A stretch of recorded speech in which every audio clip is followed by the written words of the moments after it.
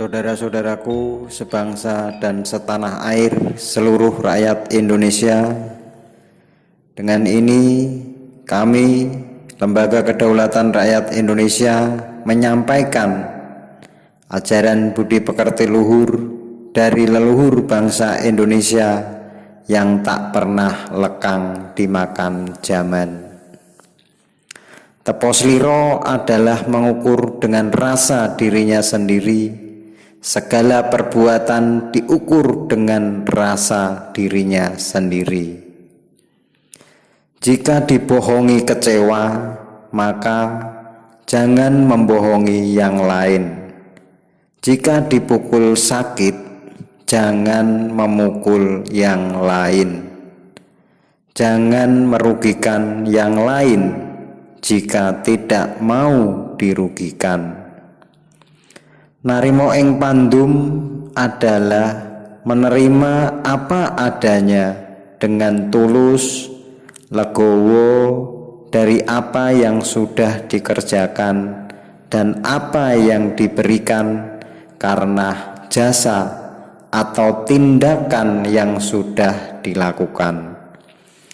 Andap asor adalah hormat menghormati terhadap yang lain dengan merendahkan hati agar tidak terjadi ketersinggungan. Kalaupun terjadi ketersinggungan, maka akan terjadi ketersinggungan yang baik.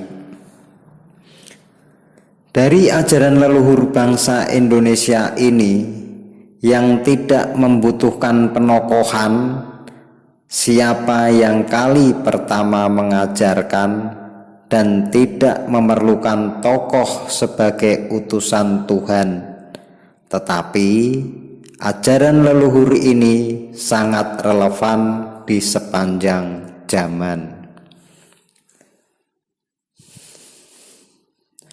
Sebuah ajaran yang tidak perlu diagamakan, tidak butuh diorganisasikan dalam organisasi keyakinan atau kepercayaan apapun.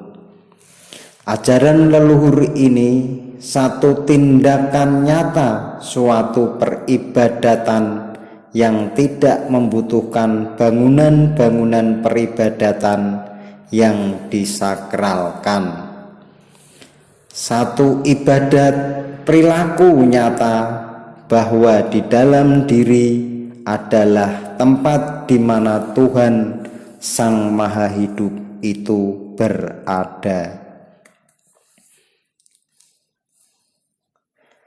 Ajaran luhur yang berakar dari adab perilaku leluhur bangsa Indonesia tentang teposliro, narimo ing pandum, dan andap asor adalah satu ajaran yang tidak terikat oleh penyeragaman, persekutuan, bahasa, tidak terikat persekutuan, tempat-tempat peribadatan untuk disucikan.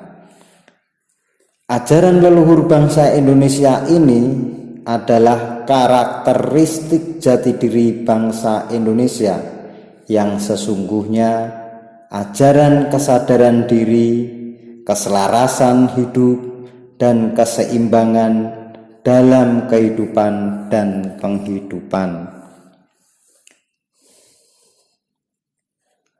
Maka daripada itu, sebagai anak-anak bangsa Indonesia, sudah kewajiban kita kembali pada akar peradaban bangsa Indonesia yang sangat adiluhung, kembali pada jati dirinya, dasar aturan hidup, yaitu teposliro, narimo ing pandum, dan andap asor untuk tercapainya kemerdekaan, perdamaian abadi, dan keadilan sosial yang tidak perlu mengkafir-kafirkan pihak-pihak lain. Tidak perlu menuding pihak lain sesat dan tidak perlu menajis-najiskan makhluk lain. Ajaran tepo slira narimo ing pandum dan andap asor jika dijalankan oleh semua orang, maka intimidasi, ancaman tentang neraka pasti terhapus dan semua orang terbebas dari neraka yang selalu dipakai sebagai intimidasi. Dan ajaran tersebut di atas bisa dijalankan oleh orang-orang suku bangsa lain di seluruh dunia tanpa dikenakan royalti atau persembahan berbentuk apapun. Satu ajaran perilaku luhur yang nyata, tidak terbatas ruang dan waktu di mana untuk dilakukan.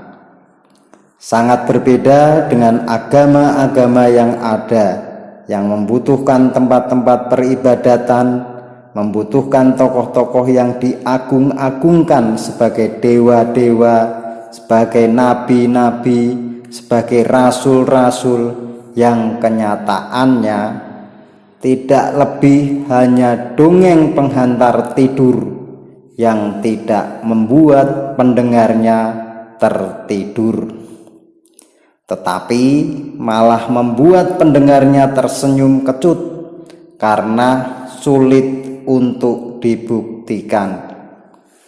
Belum lagi sistem pajak agama yang dikenakan pada umat pengikutnya dengan berbagai istilah dari infak, sedekah, jariyah, persepuluhan, dan lain sebagainya. Apakah itu diterima oleh Tuhan? Kapan Tuhan menerimanya? Dan kapan Tuhan mengeluarkan tanda terima atas pajak-pajak agama tersebut? Tentunya pertanyaan itu tidak akan terjawab karena Tuhan tidak memerlukan itu semua. Tindakan benar dan salah bukan apa agamanya, tetapi bagaimana perilakunya. Renungkanlah saudara-saudaraku, kembali pada budi pekerti luhur dengan mengukur rasa diri sendiri sebelum bertindak adalah pilihan bijak. Selaku bangsa Indonesia, rakyat Indonesia yang berkepribadian luhur, selamat berjuang, hak rakyat harus kembali merdeka. Lembaga Kedaulatan Rakyat Indonesia, pergerakan rakyat menuju alam kemerdekaan.